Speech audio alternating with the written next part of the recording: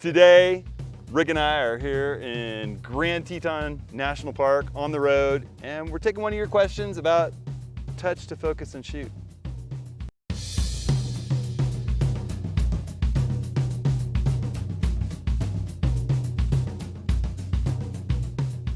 So Rick and I have been having a blast with a crew of 10 fun photographers here in the Tetons this last week. We're getting ready to do another one. Yep, that was one of the best workshops we've had in a while. Yeah. And right after the Owens Valley one, which was a lot of fun as well. Yeah, no, we've had some pretty spectacular mountain trips this fall.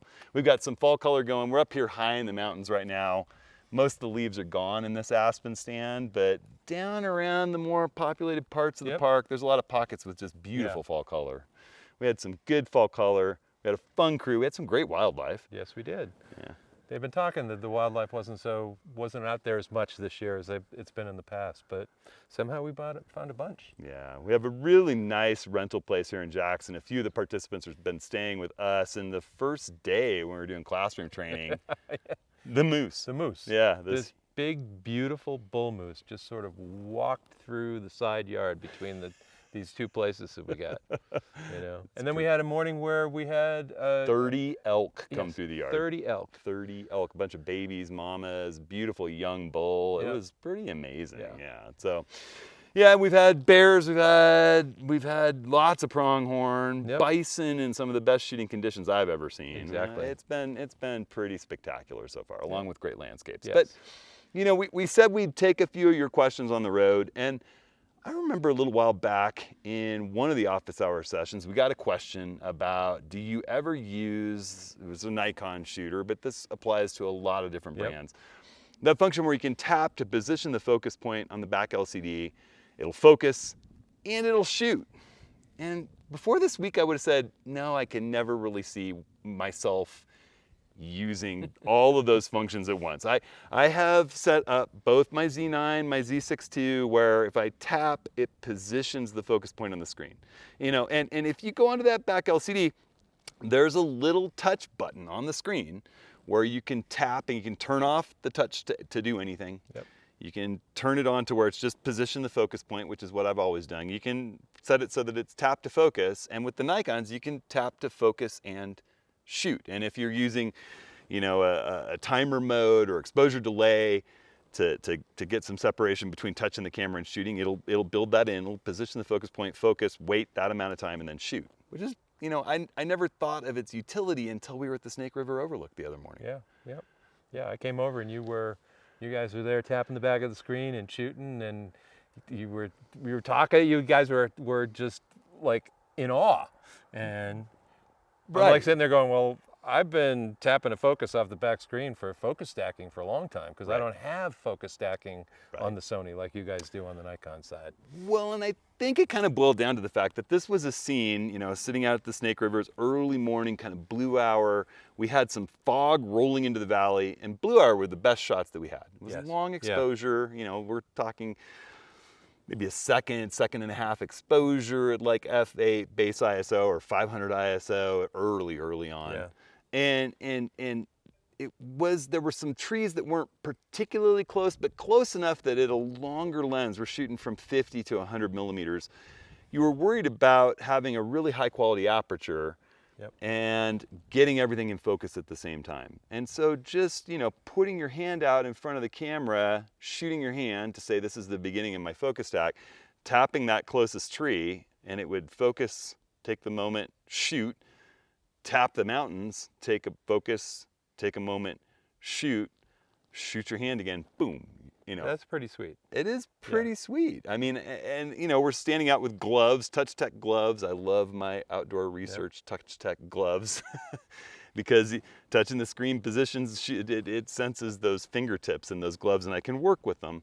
It was cold that morning. It was very cold. And, I just thought to myself, we have built-in focus shift shooting for the Nikon Z cameras and for some of the latest DSLRs that came out from Nikon, but it's a lot of rigmarole to go through just to do a close focus and a mountain focus.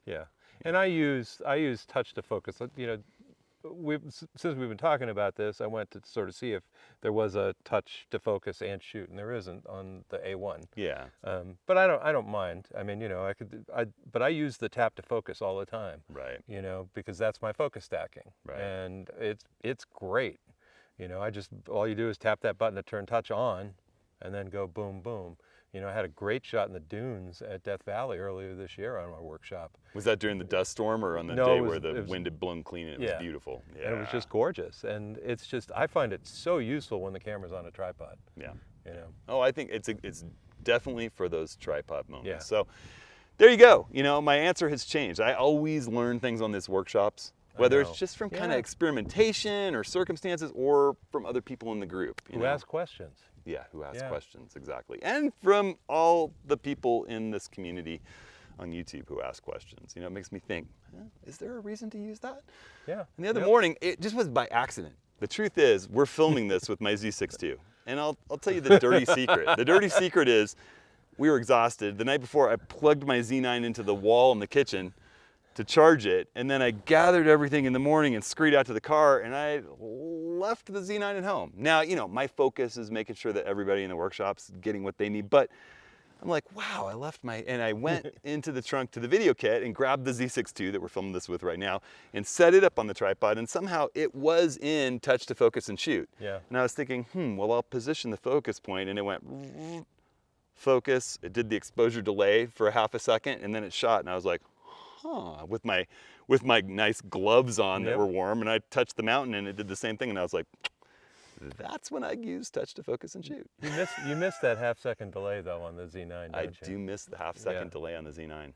This is one of my complaints with Z9, is that they figured since we don't have a shutter, you don't need exposure delay mode because the shutter won't shake. And yet, for long exposures, you don't want to be pushing the button, and all you have left is timer mode. And Right. instead of being able to go down to 0.2 seconds like you had exposure delay, you push the button, take your hand off, and anything 0.2 seconds, a half a second, 1 second, 2 second, 3 second. With timer mode, the shortest duration is 2 seconds, and that green light blinks no matter what. So if you're out doing Milky Way with a group of people, you got this big green, blinking green light going on the landscape. I just wish they'd give us back exposure delay mode. It's a wonderful tool, but they're never gonna probably, you know. I wish Sony would give me exposure delay mode. There you go. All right, so. Well, anyhow, amazing first workshop. We got another one starting off tomorrow with a whole new group of fun people. And Our last workshop of the year. last workshop of the year. So pretty soon we'll be posting the 2023 workshops. Yeah. We've got some epic ones. Cuba, Glacier, Glacier. Cuba, yeah, some really great ones coming up. Mid-Oregon coast, Newport, right near Thor as well. A section of really interesting Oregon coast that we haven't run a workshop before. And Moab's Moab's And- always amazing. hopefully Yellowstone. Yeah. Yeah. Yeah. Well, actually, they're talking about opening the road to Gardner next month. Yeah. Which is pretty amazing. I'm Yep. shocked they were able to do it. So Yeah. look out for those. You can always find them at hudsonhenry.com/workshops. Also, we're doing office hours on October 18th. Yes, a October Tuesday, 18th. 10 a.m. Pacific, Tuesday, 10 a.m. Pacific, October 18th. Sign up, submit a photo. We're going to go through your travel photos. We'll throw in some from this trip too. Yep. Rick and I will each submit something. So, hey, everybody, I hope you're having fun, staying safe, staying creative. We'll see you next week.